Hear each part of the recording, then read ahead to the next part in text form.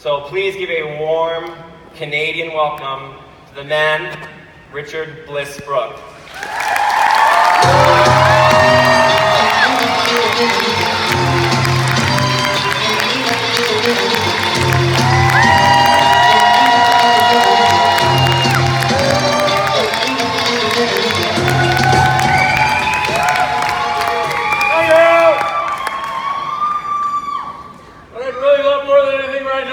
Clicker! Will I get the clicker? Thank you.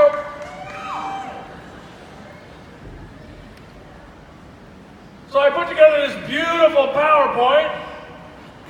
Spent about a week on it, had my team working on it. Kind of last minute, a lot of stuff going on. What is today? Sunday, so I think Friday afternoon, I sent it to somebody, said, you got to send this to legal. I sent it to legal, probably sent them like 30 slides.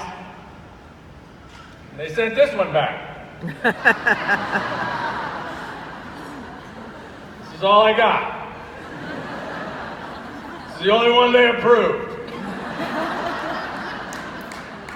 Basically what they're saying is everything I'm going to say for the next 45 minutes is my opinion, and Young Living disavows themselves from any responsibility for what I say. That's all right. So I snuck this slide in. Actually, they did. It's the income disclosure statement.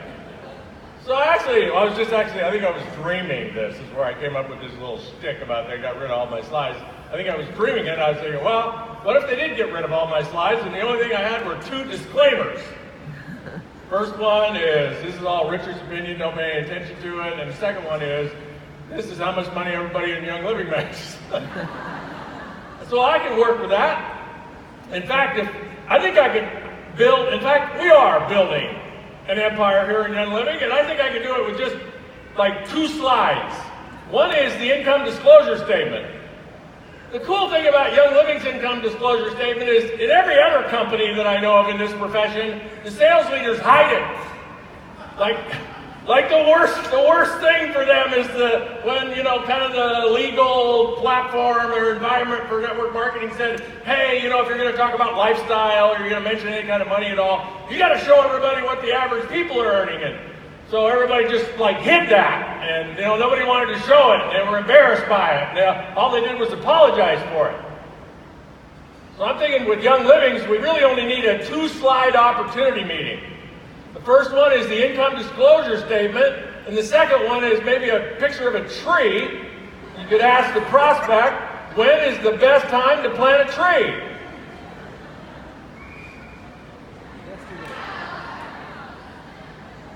Well, actually the answer to that, according to the cliche that I read, is like 10 years ago. When would have been the best time to start your Young Living business? 20 years ago, 10 years ago, 5 years ago, hey, how about a year ago? Or if you haven't yet, now. And then the third slide would be, what is your credit card number? 3 slides, income disclosure statement, when's the best time to plant a tree? Like if you're looking for a brevity presentation, just try this. When's the best time to plant a tree? What is your credit card number? Expiration date, billing, zip code. Story. You like stories? I got lots of stories. So this is a brief story for those of you, I know some of you have heard it, some of you haven't heard it. Most of you I don't think have heard it. How Kimmy and I ended up in Young Living. So there's some great lessons for you, and if you think about the distinctions, I'll point out the lessons as I go along so you don't have to figure out what they are. But if you pay attention to the lessons in our story and then you map them onto the rest of what I'm going to talk about this morning, you ought to be able to leave here in a totally different state with a new plan, new level of conviction, new, like Ben said about Gary, a new vision. And that is the purpose of the National Convention, is for you to come, get a new vision, leave at a higher level so you go produce more of the vision, right? So Here's how Kimmy and I ended up in Young Living. I've always had two businesses. Like, you probably listen to Adam's story and say, well, okay, what's the deal there? How's all that work? Well, I've been in network marketing for, I think, 42 years now, full-time. I started when I was 22, same age as Adam. I built a big team in a company, like 30,000 people. By the time I was 28 years old, I was making $40,000 a month. That was like 1980. Probably pretty good money today. Picked the wrong company. Lesson. You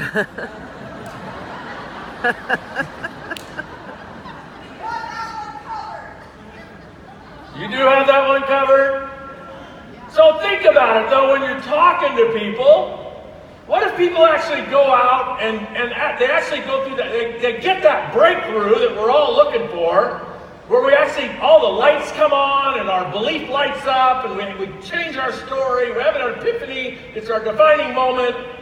Our intention is that it happens for you here this weekend. If it hasn't already happened, you walk out of here and you go light it up.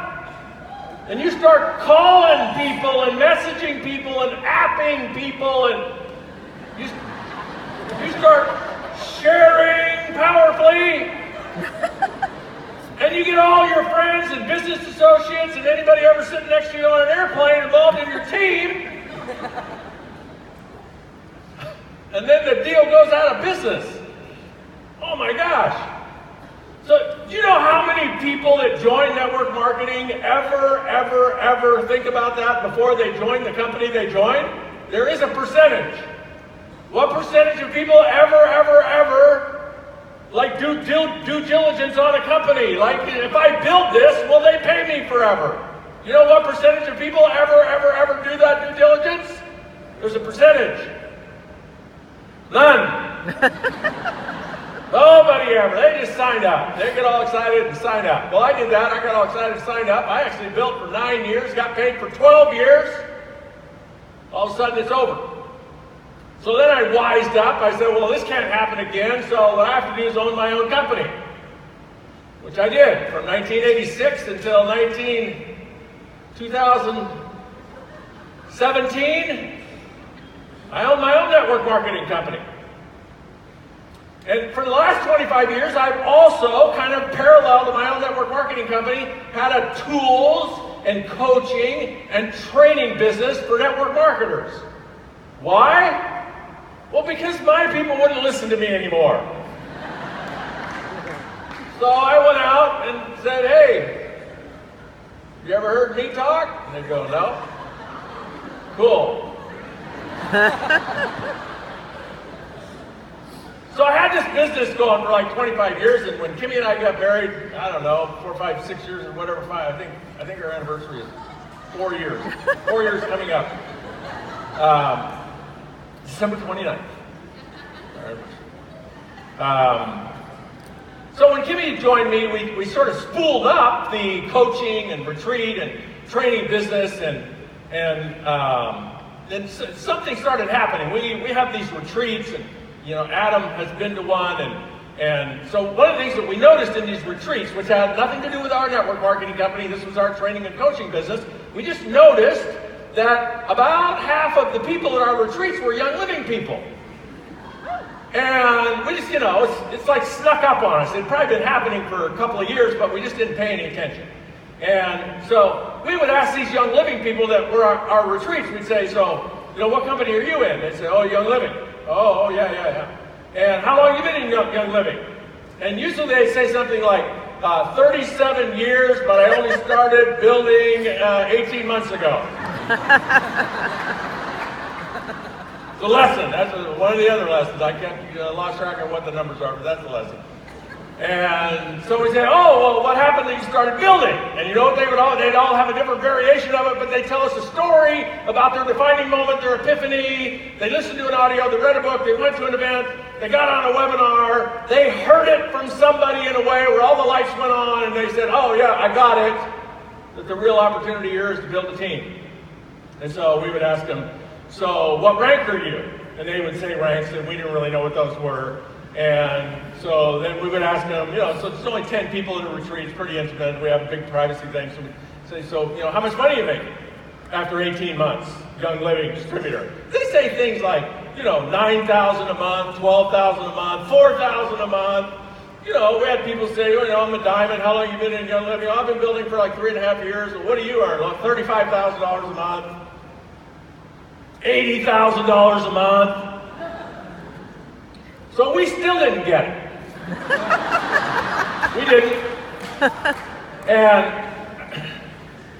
so, I should have got it because the number one client of this coaching, tools, mentoring, retreat business was this kid by that time. He was making $100,000 a month. We just weren't paying attention. We had our own company, right? So anyway, we started paying attention. We started asking some questions. A couple other interesting things happened where I should have got it. I don't know. Adam probably knows this. Maybe like 4 years ago, I went to Calgary. Adam asked me to come to Calgary. He says, I'm putting on an oil summit. I said, oh, like for the oil field workers? What is that? Oil field. He said, yeah, something like that. Just, would you come up and speak? So I went to Calgary, and I had like 1,000 people there for 2 or 3 days. And I should have paid attention there, but I didn't. I just flew in, did what I do, flew out. And then a couple other things happened that were like big clues. Success leaves clues. Our Creator sometimes, whatever your beliefs are, either the universe or our creators, sometimes they leave really big breadcrumbs designed that we might trip over them. So I'll just tell you a couple breadcrumbs. I just walked right over them, never paid any attention. So I don't know how long ago this was. I'm going to say this was like 3 years ago, 4 years ago, something like. Adam and I are GoPro. And GoPro's over, and Adam and I are going to, we're going to have lunch with Kimmy and a couple other top leaders in a different company. Just lunch. We're walking down the hallway, and I credit a guy named John Hammock for partially having us end up here. So Adam and I are walking down the hallway at GoPro, we're going to the restaurant. Here comes John Hammock. John Hammock's been in network marketing forever. He's from Dallas, he's done all kinds of different things. And so John and I had first time we'd seen each other. Hey John, how you doing? Hey John, let me introduce you to Adam Green. He's with Young Living. This is exactly what happened from the moment I said, I want you to meet Adam Green from Young Living. John Hammock says, you got any abundance?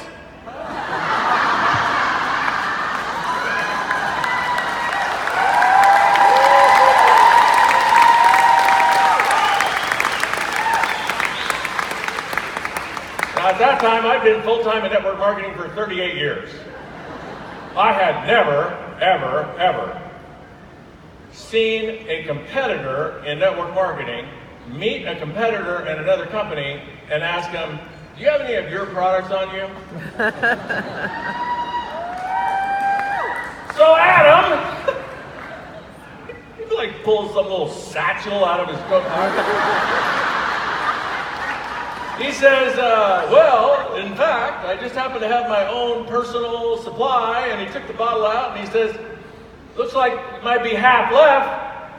And I don't know if John offered him money or Adam told him, I don't forget, but I think it was like $20 for Adam's dregs, his used, Here's what I've been having my fingers on for the last 2 weeks, and I'll sell it to you for $20. John Hammock gives him $20. Adam puts some on first. Gives this guy a used bottle of product.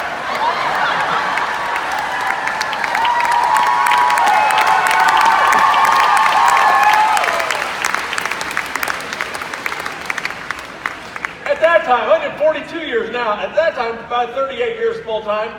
So pretty keen, pretty sharp about the whole network marketing thing.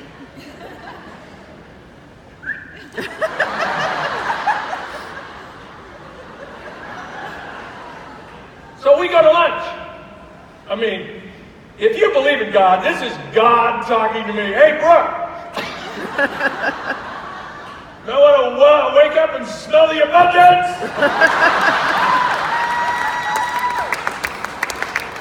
We go to lunch. We're sitting at lunch. I'm sitting here at the table. Kimmy's sitting here, Adam is sitting there, Brian Carruthers and Melissa Carruthers sitting here. So I'm like looking this way at lunch. There's two ladies over here. They're about like, is that Adele right there? I don't know. Is Adele right there? They're about that far away. They're sitting there. Throughout the whole lunch, they keep looking at me. They keep looking over at me and kind of talking. 38 years full-time network marketing. We're GoPro. It's kind of hard for me to move GoPro without people going, excuse me, are you Richard? So for the whole lunchtime, I'm thinking, are they going to come and interrupt our lunch and ask me for a picture? That's what I'm thinking. They get done with lunch before we get done with lunch. Here they come. I like taking pictures. It's cool. It's all right. I'm making fun of it, but So here they come. They're coming over. They're going to interrupt. They want a picture. Okay, great. Awesome. They come over. You know what they say? Are you Adam Green? No, they say, who is wearing what? Exactly what they say. You ask Adam. Who's wearing what? Kimmy and I looked at each other. I said, I'm not wearing anything.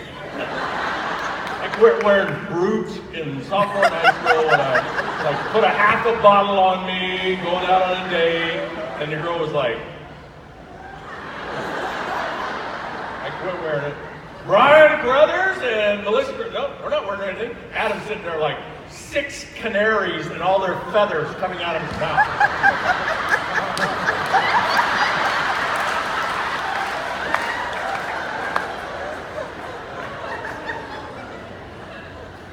He didn't have any more product. They traded cars. He probably didn't follow up, but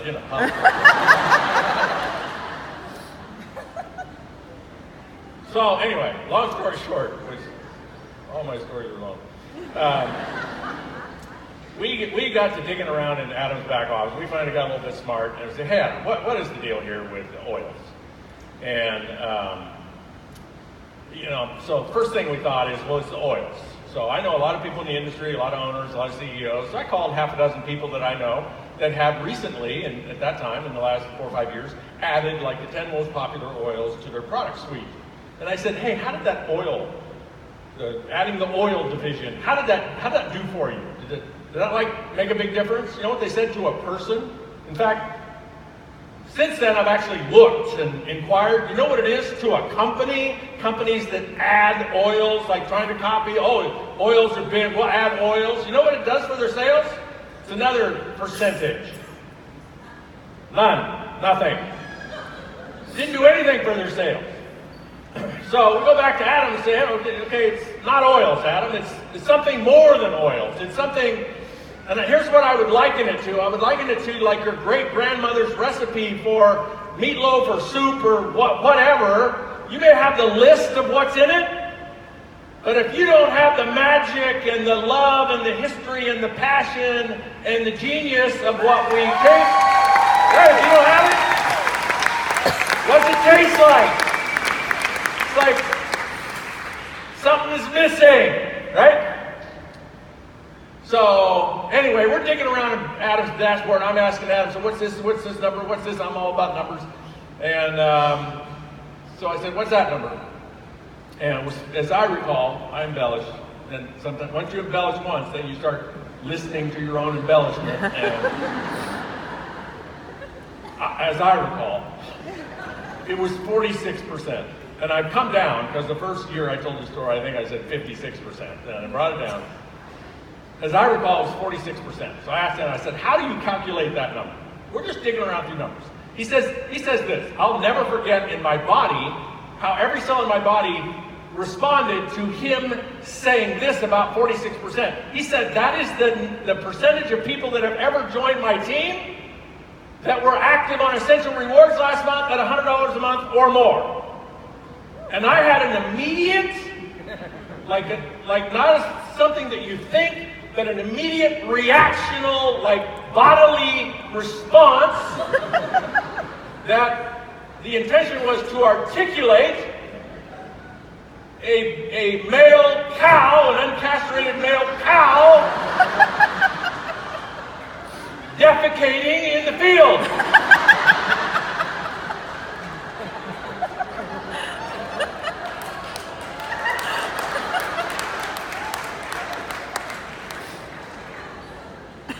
He said, nope, that's my percentage right here. It says right here, you have to prove it. Anyway, so that started a whole dialogue, and basically, to make a long story short, and I'm supposed to be on this slide. Kimmy and I just looked at, okay, what are we doing here? We're leading people down a 4-year career. We're leading them down a path. And our retention, by the way, everybody that we'd ever put in our company, if you tracked them like on a 7-year period, which was Adam's 7-year run, our retention rate was 8. Adam's was 46. Young Living's, according to what I understood, was 42% as a company. 42 versus 8. So some people say, well, how did you end up in Young Living? It was a very simple decision. As much as we loved owning our own company and being able to call the shots and blah, blah, blah, we were leading our tribe down a very long, dark, lonely road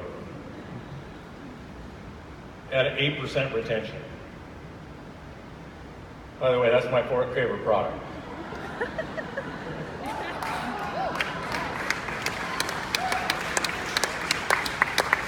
You don't get it quite yet. People ask me all the time, oh, what's your favorite product? I said, I don't know, there's like 6,000 of them. I don't know. I haven't gone through them all yet. But this is my favorite product, 42. What's that? 42% retention. Why is that your favorite product? Because I'm here for wealth building. Wealth building, changing people's lives. Of course, you can't do that without phenomenal products, but retention is the holy grail of network marketing. It is the holy grail. Chandler Shepard is the retention statistician at Young Living. I got some updated stats from him. Did I say that name right? Since he started the proactive retention program at Young Living, this is on top of the 42%, which is just organic and natural. His team of 20 people has saved 37,000 young Living members from going inactive. And created $4 million worth of business. And that's on top of what is just pure organic and natural in Young Living. And so this is actually what I did before I made my decision. Kimmy made her own decision. But before I made my decision, I did this. I actually got a guy. I said, hey, help me do this. I need to figure this out. And I put together 2 companies, side by side, like model companies. One company, just for sake of the model, had 1,000 distributors, members, whatever, and they're each doing $100 a month. And they're bringing in 100 new people a month. That's the recruiting part of it. And they're retaining 8%. The other company's doing exactly the same thing and they're retaining 40%. Are you with me? Yeah.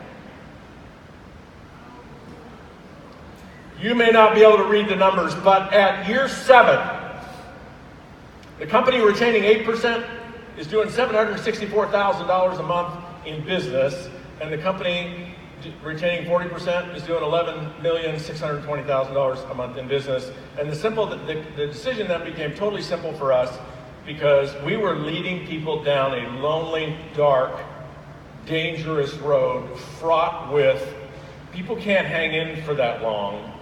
And all we had to do to put them on an e-ticket ride was put them in Young Living, which is what we did.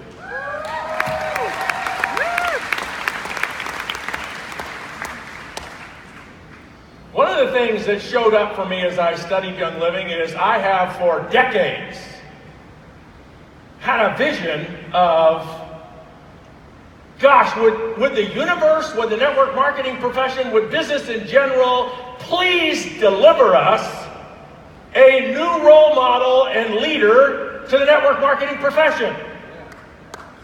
What do I mean by that? Well, the #1 company in network marketing globally has been the #1 network marketing company for the last 50 years. They've held that spot. They're the #1 network marketing company by a factor of 2. They're twice as big as #2. And here's the problem with the #1 company in network marketing now. If you go ask 1,000 people, go ask 10,000, go ask 1,000,000 people, hey, what do you think about network marketing or multi-level marketing or direct selling, you know what they're going to say? Something like, oh, you mean like Amway? Did I say that? Edit it.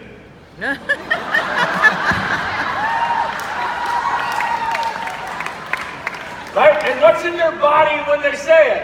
I don't want to do that. Yeah? Why? Well, because of the way they go about building their business. So the vision I've had for 20 or 30 years, I actually had the vision for my company, that my company would be the company that when somebody asks somebody anywhere in the world in the future about network marketing, the prospect, the marketplace, the candidate says, oh, you mean like Young Living. Yeah. So here's what I believe. I believe this with every fiber of my body. Kimmy believes this with every fiber of her body. $10 billion a year and the #1 network marketing company in the world is a dead cinch lock for Young Living. Like, it is going to happen no matter what. And that makes us very proud and very inspired. Here's some ideas on how we're going to get there. And to the extent that I don't dive deep on these, I would suggest you make sure you go to Carla Green's breakout.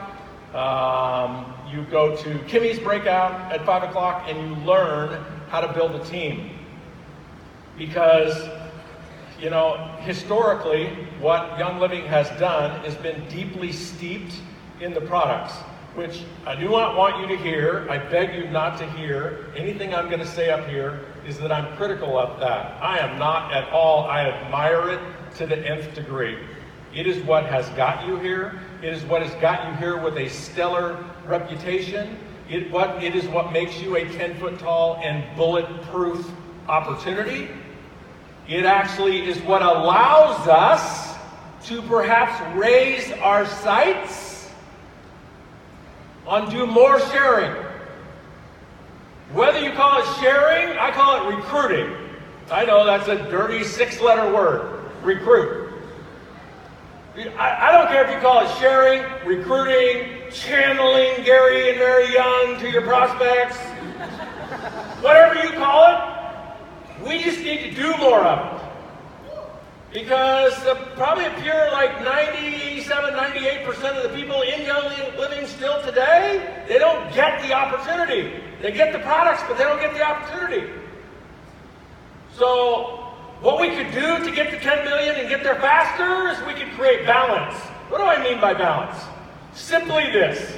Like if I asked any one of you, hey, I'm tired, I forgot what I was going to say, would you come up here and give me 15, 20 minutes without notes on your favorite Young Living product? What's in it? Where's it come from? What does it do? Why would you use it? How would you use it? And anything you want to do to convince me to use it compliantly, how many of you can do it? Raise your hands, all of you can do it. Your favorite product, of course you could. But what's missing is people, they don't have the same competency and confidence around why build a team. See, there's a distinction between being a passionate customer of the products and sharing the products, whatever that looks like, and intentionally building a team. So if there's one thing I want you to leave here with today is, I'm going to go build a team. I get it. I get the difference. I get the difference between being a passionate product evangelist and being a passionate product evangelist and building a team. So how do you get there? Well, you just get there by studying as much about the opportunity as you have the products so that you can avoid confirmation bias. one of the things that I want you to leave here with today is a new term that you can Google, and it's one of those cool terms where whenever you're talking to your friends, you can go, oh, sounds to me like you got confirmation bias. Right? You can have like a cool new distinction, nobody else knows what you're talking about. Smartest person in the room. What is confirmation bias? Confirmation bias is whatever our expertise is, whatever our belief is, whatever our conviction is, whatever our values are, however we see the world, when we get information from the world, we filter it to confirm what we already believe. It's why, in the United States anyway, a liberal, I don't know about up here, but why a liberal can watch the same news broadcast, and at the end of the news broadcast, they can say, see, I told you so, right there, they said it right there. And a conservative can watch the exact same news broadcast, and what they say is, see, I told you so, there it is, right there, said it, right there. We only hear what we want to hear, right? So here's the thing, you're talking to somebody about whatever. Maybe you're asking them some questions if you're working your skill set a little bit. And here's the way the conversation goes. Well, yeah, we got 3 kids, and one of them might get a scholarship, and the other 2, not sure how we're going to send them to college. And the first thing we got to do is pay off credit card debt. But, the challenge is that, we're working so hard. We haven't taken a family vacation in, 6 years, and the hot water heater just broke, and so we're all taking cold showers. And my parents are getting up there, and I'm not sure how we're going to take care of them. And, my knee has really been bothering me. And our response is, well, I got an oil for that.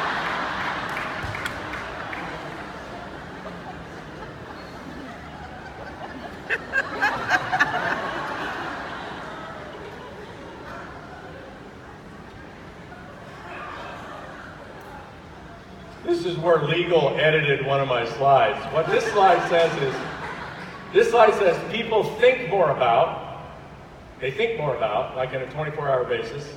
They work more about, that's like going to work, going home. They worry more about, they dream more about income or money or than legal edited out. Than oils.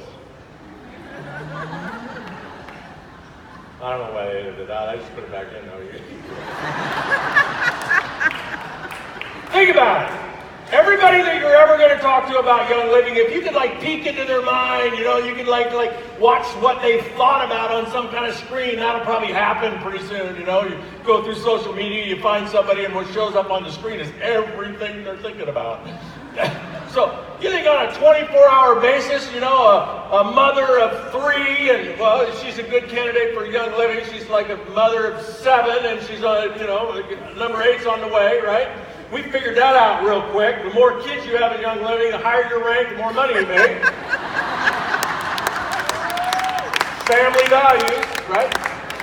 You think if you tapped into that person's video screen that what you would see them doing all day long is, I wonder if there's an oil for that.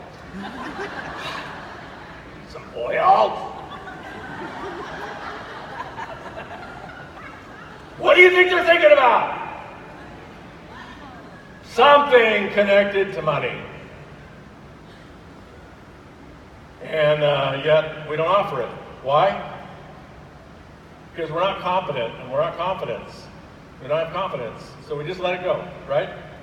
So here's what I found, is people can give you all kinds of reasons, including you.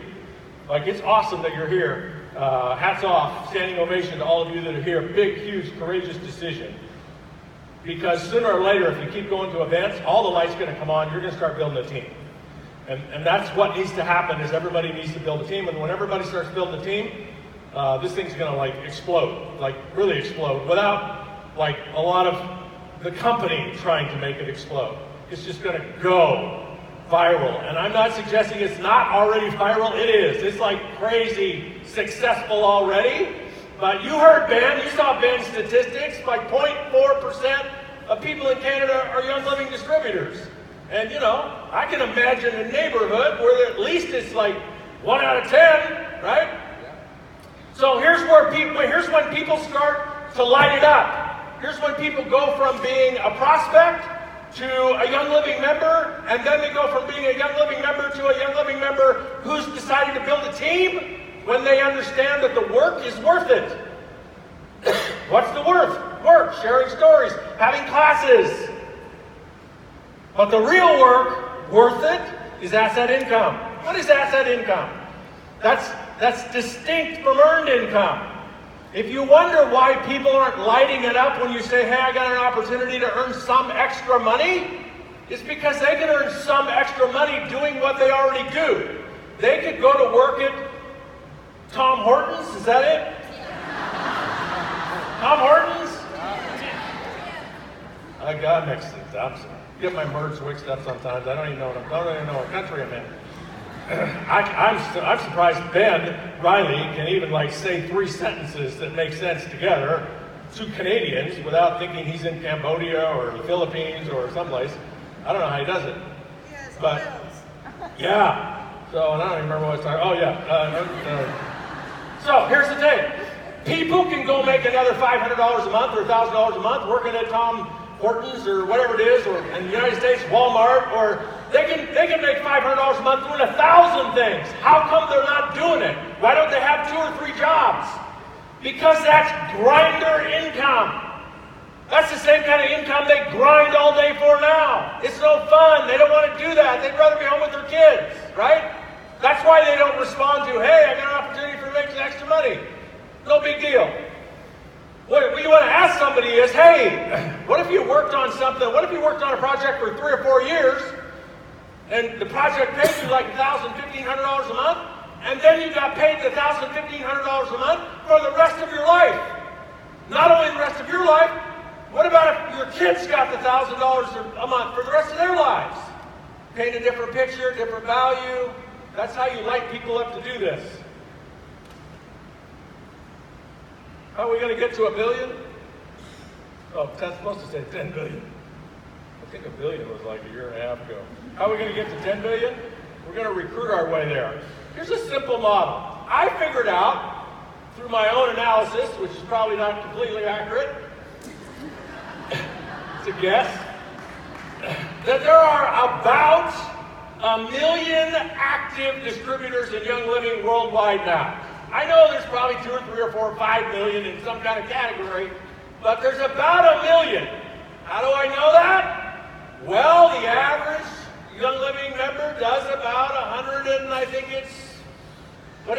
$40 a month in PV. So if you take that times 12 months, that's $1,680 a year in sales, times 1 million people, 1,680,000,000 in sales. Kind of feels like might be on track, maybe even a little low for where we're at. So it makes sense we might have 1 million people. How do we get to 10 billion? 1 million each enroll 2 for a total of 3. And each of the 3 enroll 2 for a total of 6. Got that math? That's how we're going to get to 10 billion, just shy of 6 million people. How you get there is recruit. I know you don't like that word. By the way, the 1 million people that we have now, the 1.5 billion we have now, here's an analogy I want you to think about. Those 1 million people, guess whose sales team that is? I know, probably your first response is that's Young Living. You can think of it that way. That's kind of a disempowering way to think of it. I'll tell you how I think of it. It's Gary and Mary's sales organization. I wonder what rank that is. You have 1 million people on your team and you're doing $1.7 billion a year or $2 billion a year, right? It's their sales team. Yeah.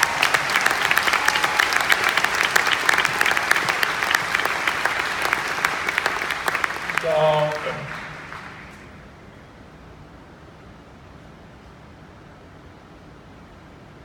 I'm skipping because this is Kimmy's worst nightmares that I skip slides, but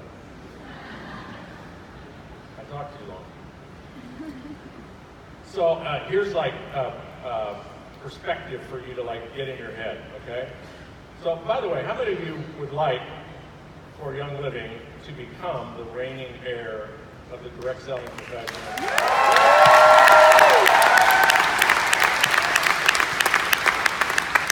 Have you noticed though that the universe does not move in accordance to what you and I want?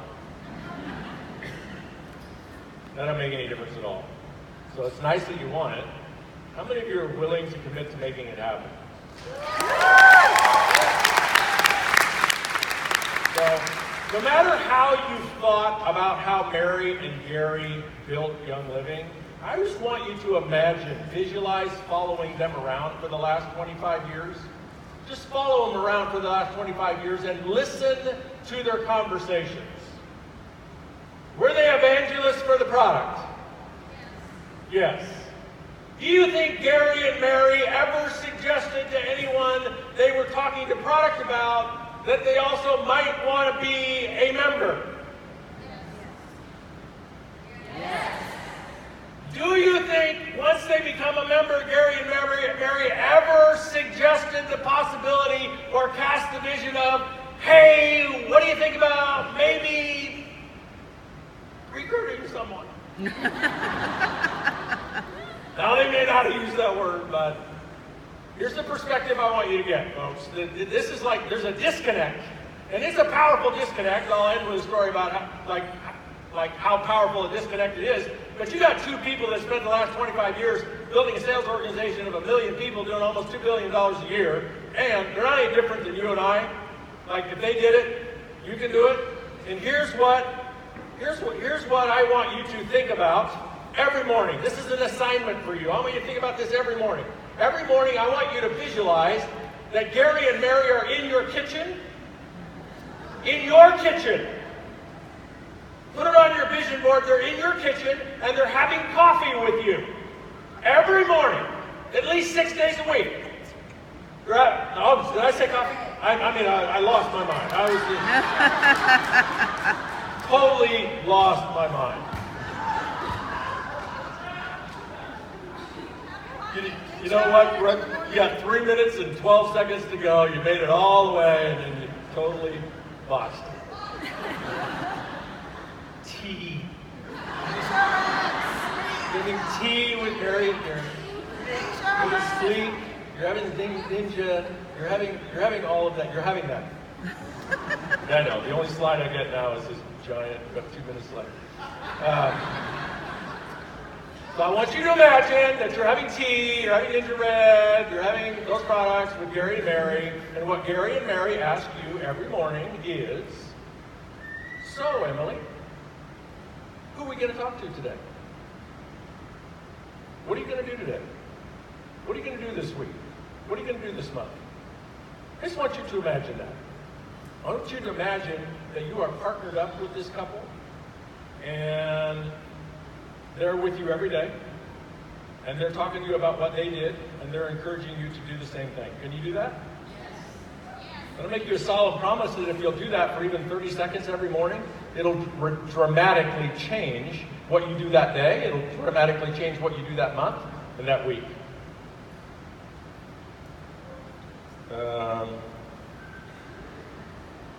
I'll tell you about this some other time. Kimmy's like dying over there. She's just like dying.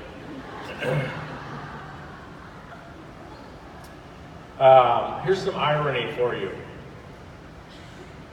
You know, this is back to the breadcrumbs. So in I'm going to say 89, could have been 90, can't remember exactly. The top distributor in my company came to me. I was living in Spokane, Washington. My company was based in Spokane, Washington. He came to me and he said, hey, Richard, I know this guy who wants to start this network marketing company. And, you know, would you be willing to talk to him and give him some insight about how to do that, or if he should do it. And by this time, so I think, 1990, I'd already been full-time for, like 12 years, made a lot of money, owned my own company. So somebody comes to me and said, "Hey, Brooke, you want to give me some advice?" Sure, right? So I go over to this home with Roland, my top distributor. Go over to this home in the Spokane Valley and meet this gentleman. And, he's got ideas about starting a network marketing company. I asked him, "Why do you want to start a network?" Because I got this product, I got these products, and it's the best way to get them out in the world. And of course, confirmation bias. I'm asking him questions and I'm listening to his answers through the filter. And my filter was, well, you need about $10 million cash, and you need to be like you need a $2,000 three-piece suit, and you need to be driving a Mercedes. And this was an old model, but this is the way I saw things. And you need a lot of money, you need a team, you need to know what you're doing, you need to have some experience. And he didn't have any of that. And so for me, I kind of imagine it's like, I wonder how I would have sized up Steve Jobs in 1987 or 88. What I didn't realize is I was in the kitchen. I was sitting in the kitchen. I was in the presence of genius. And at the end of that meeting, I told this guy, who I didn't know, didn't have the Mercedes, he didn't have the three-piece suit, he didn't have any money. He had a big dream. I told him I didn't think it was a good idea.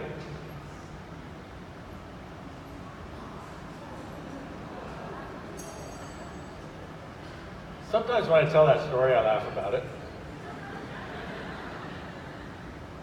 Sometimes when I think about it, I want to cry. I'm not kidding. I told him I didn't think it was a good idea. It was Gary Young. I was in the presence of genius. He did it anyway.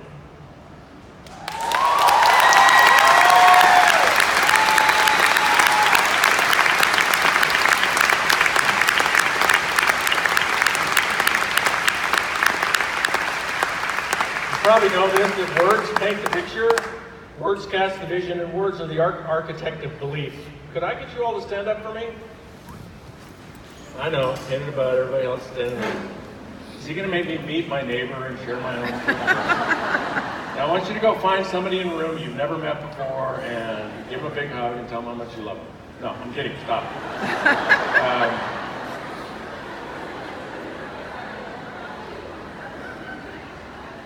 Mary, I can't see anything. Is Mary here? Yep, she's in the back. Okay. So my request is that we speak to them, especially to Gary, who might be harder for him to hear. So my request is that we speak in a way that he can hear us. Right? And here's what I want us to say, and we're going to say it 2 or 3 times until he can hear us. We're going to say Gary and Mary did this. We're going to say, I can do this. We're going to say, I will do this. We're going to say, I am doing this. We're going to say, we are doing this. And we're going to say, done. You got it? So that Gary can hear us. 1, 2, 3. Gary and Mary did this. I can do this. I am doing this. We are doing this. Done. Okay. Stop. I don't know. Gary's in a field. He's picking something. He's hunting. He's watching. He did not hear us. Again. Gary and Mary did this. I can do this.